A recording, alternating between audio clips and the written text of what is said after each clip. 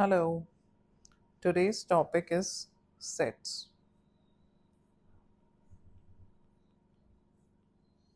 So, what is a set? Set is basically a collection of different objects,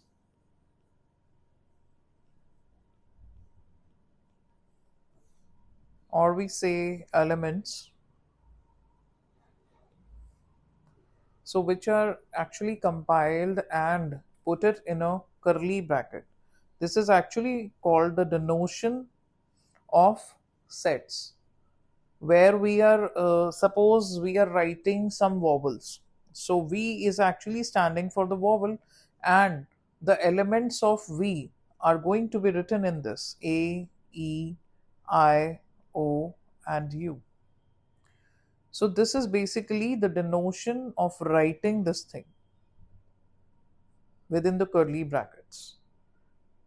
Next thing is, what is element? I used a word here, element. If I say element or I say member, that both means the same. Elements are basically the number of objects in it, or numbers basically. The different numbers which we are going to write within the set are called element. They are individuals, and that is why we are calling them elements or members of the given set. Another thing is, when I write something which is NV, I used a vowel here and I denoted it with V. So here also I'm writing NV. That means number of elements lying in set V. So how many numbers we guys can see here? We can see 1, 2, 3, 4, 5. So there are 5 members in this. So that means the number of elements in V is 5. This is how we write the number of elements in a set. This is basically called the denotion of the set, how we denote it, and this is called number of elements. This is going to be a whole number every time. Whole number, or you can say a natural number. This number is always going to be a positive number, or we can say a whole number.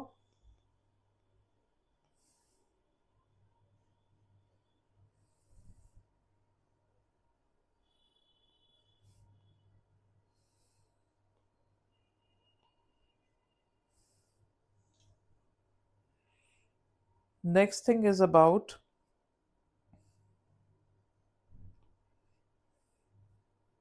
the types of set.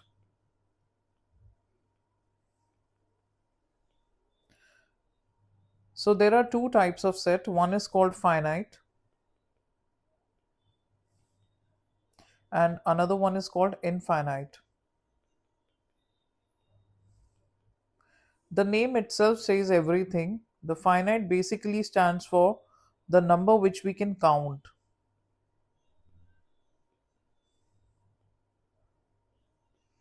or which are countable in number.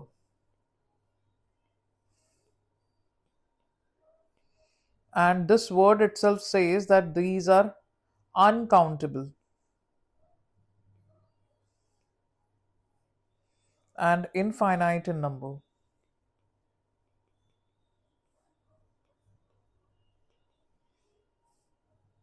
Let's take an example for this.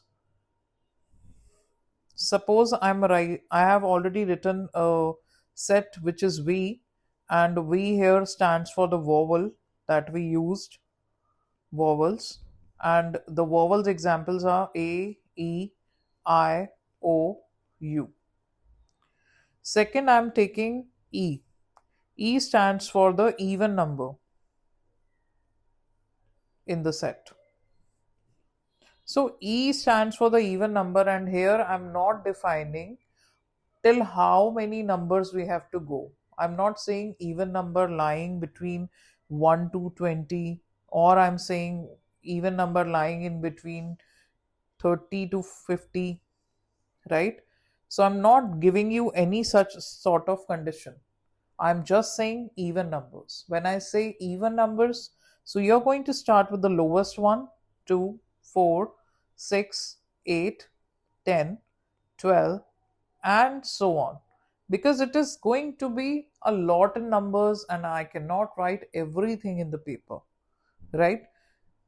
So this is how you're going to mark it when you know that it is already going forward and we are not supposed to write all of those numbers here. So that needs to be stopped here. Okay. Now we know that I know that NV is basically 5 in number because 1, 2, 3, 4, 5. It has 5 members. But if I'm going to write for NE, what I'm supposed to write here? I cannot write anything. These are infinite in numbers, right? This is the sign of infinity. These are infinite in numbers. Or basically, if you don't want to write the sign, just directly write infinite. So it itself means that this is an example of infinite set, and this is an example of finite set because we can count that. Now, let's take the next concept. Next, in next concept, when we draw a sign like this means we are talking about some number which is belongs to. It is actually going to be a part of that set. If I mark a sign like this, that means it does not belongs to the set.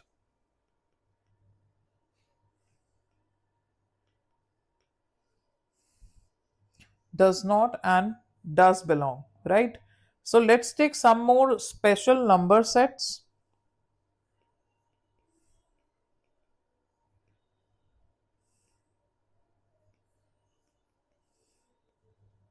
First one is about whole First one is about natural numbers.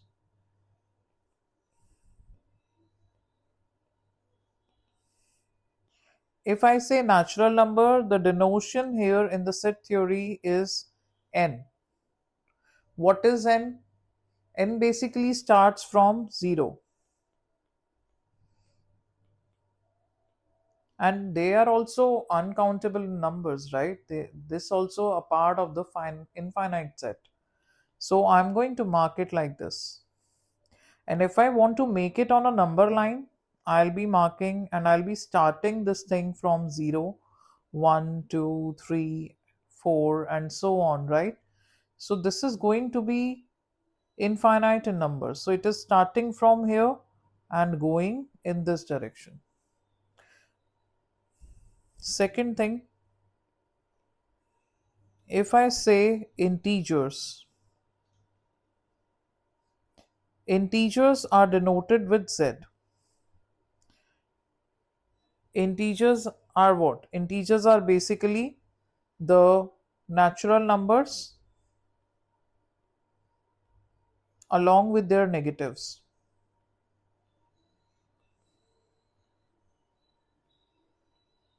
This means the positive and the negative numbers both are counted in this. It actually starts from some negative numbers, and I'm writing few of the numbers here like this, and 1, 2, 3, and so on. So it is uncountable from both the directions. We don't have the end point here. And if you also want to draw it on the number line, so it is all going to be a part of it.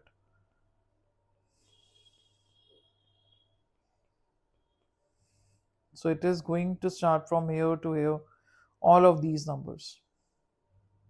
But these are basically the numbers, these ones, which is actually at a certain distance. I mean, we are not going to count it as 1.5. That's not going to be an integer. These are basically purely the natural numbers, which are not going to be in decimal form or the fractional forms. Third one is if I write positive integers.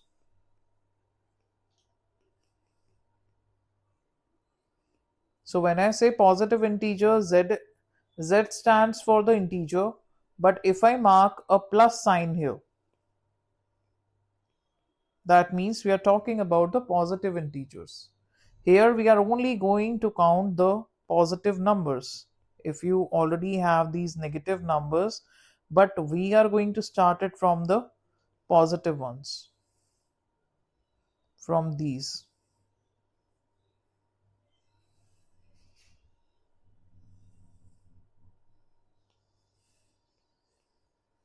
Next is rational numbers.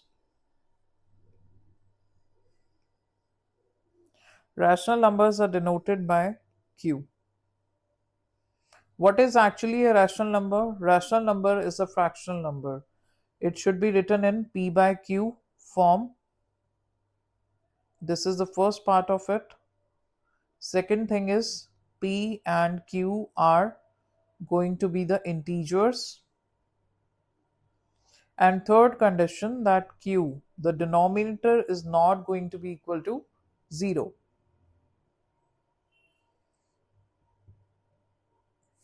So those are called rational numbers. Fifth, real numbers. Real numbers are denoted with R. Real numbers include both rational numbers and irrational numbers.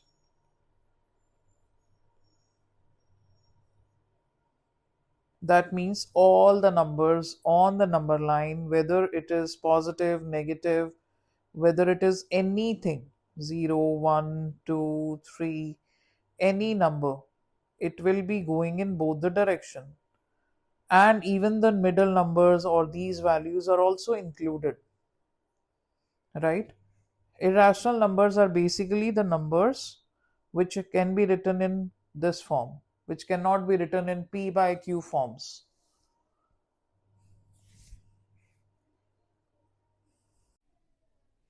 Now, let's understand the next thing, which is much more noticeable, which is called subset. What are subsets? Subsets is basically some elements which are a part of a main set.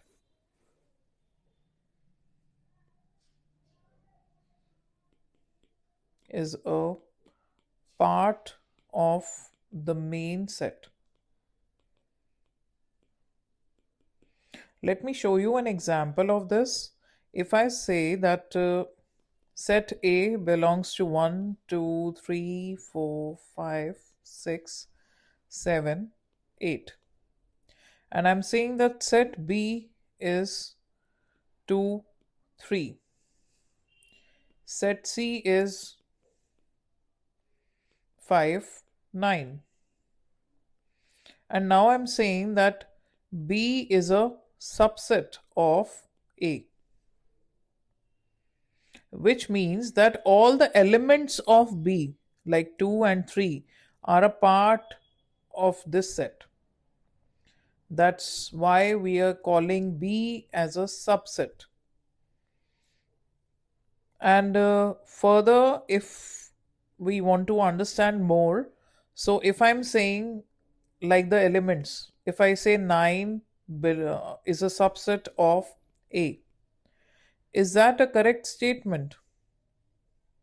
No, because 9 is a part of C, but 9 is not a part of this A. A set belongs to only 1 to 8 numbers, right? So that's not possible. So it is not a subset. This sign actually indicates the subset. The bigger mouth stands for this thing, and this number is the bigger one. So that's why we are calling this as a main set. It is just like the greater and the lesser sign that we draw in inequalities. It's just the same thing.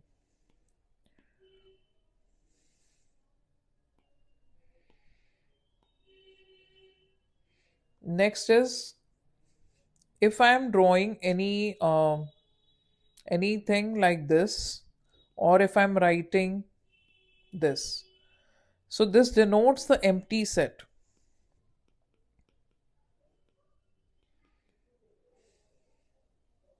Basically, when there is no matching of the element or none of the element is there in the set, then we called this thing as the empty set. This is also called trivial subset, or we also call it null set. All of these names belongs to the same thing.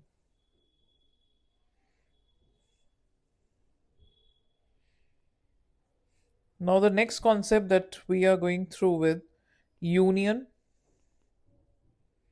and intersection.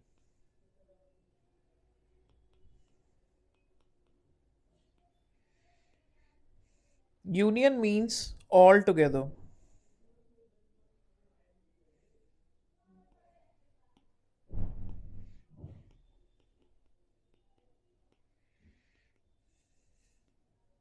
Intersection means the common region or the common part that is counted in both the sets. So let's take an example. If we are taking A set as 1, 2, 3, 4, 5, 6, and B set as 2, 4, 8, 9. So if I want to write, okay, one more thing is there, that how do we denote union and intersection in the sets? U stands for the union and reversed U stands for the intersection.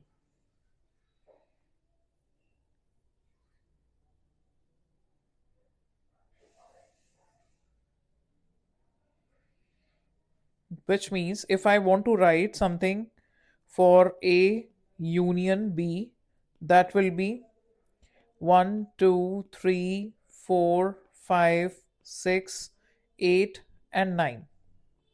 We are not going to repeat the numbers. We are only going to count the common numbers one time.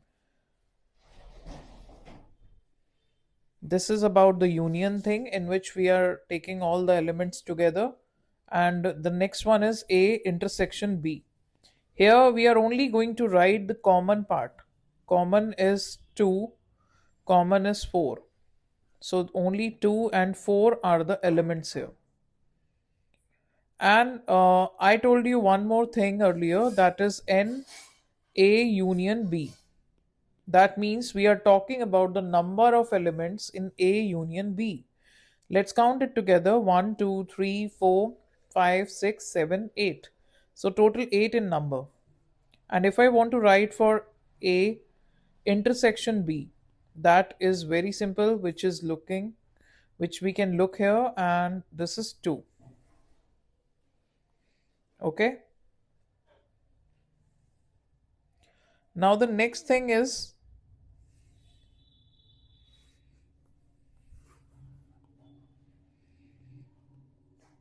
disjoint set, or we call it mutually exclusive set.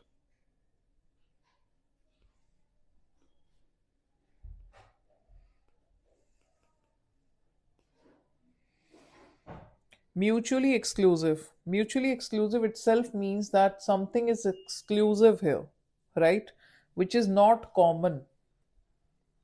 And disjoint also means that there is a breaking of it, which is not even joining in any form.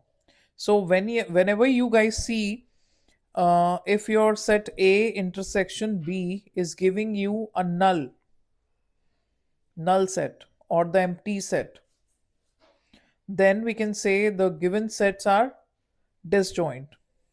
So here we can say A and B are mutually exclusive or disjoint sets.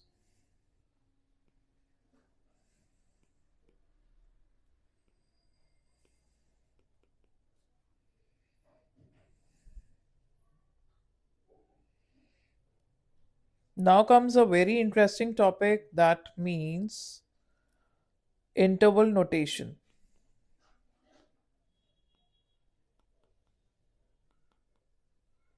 or we call it set notation.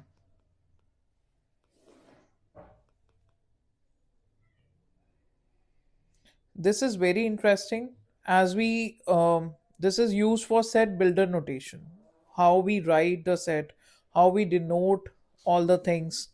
So let's understand it with an example. If I'm writing x slash negative 3, this inequality sign like this, and x belongs to all real values, right? So how do we describe this?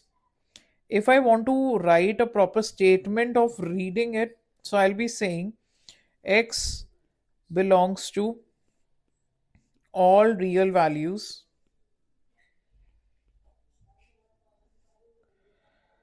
from negative 3 to 5. One more statement I will add here, that minus 3 is included. Why I wrote minus 3 is included? Now let's try and understand this in a better way about this sign and this sign. When do we use this sort of sign and this sign? So there are two type of intervals. One is called open interval. One is called close interval.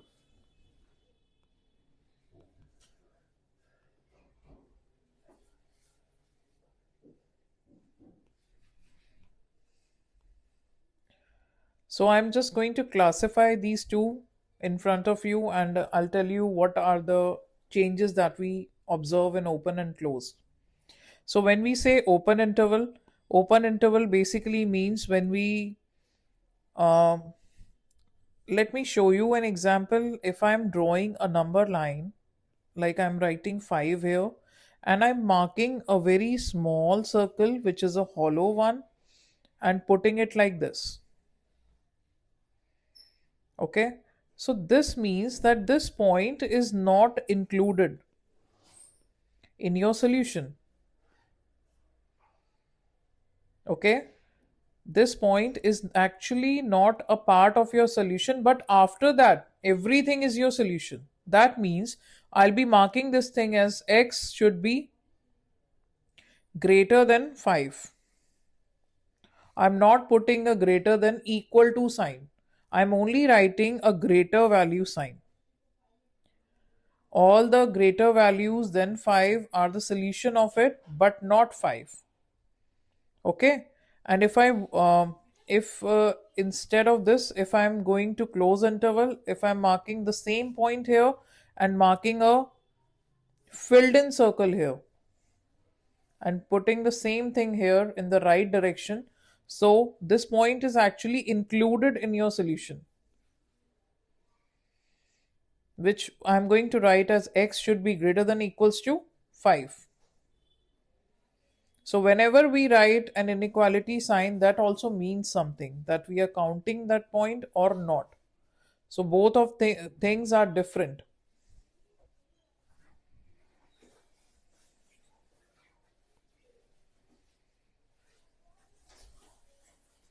And we also call this type of circle as open circle or a hollow circle.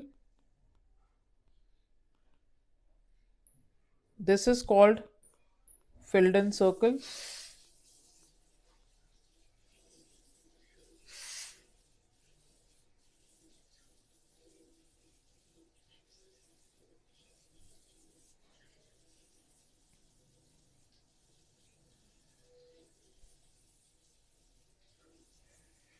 Now let's come back to the same thing. If I'm drawing a number line, and here I wrote one thing, it's minus 3 to 5. So let's draw the same thing here. I'm drawing a value for x. This is from negative 3 to 5. And I said that this point is included and this point is not included. And all the in between values are your solution. So that's how we are going to mark it on a number line. That itself says everything. Okay? So this is all about the basics of sets. I hope you like the lesson. I hope if you guys have any question, please let me know. Have a nice day ahead.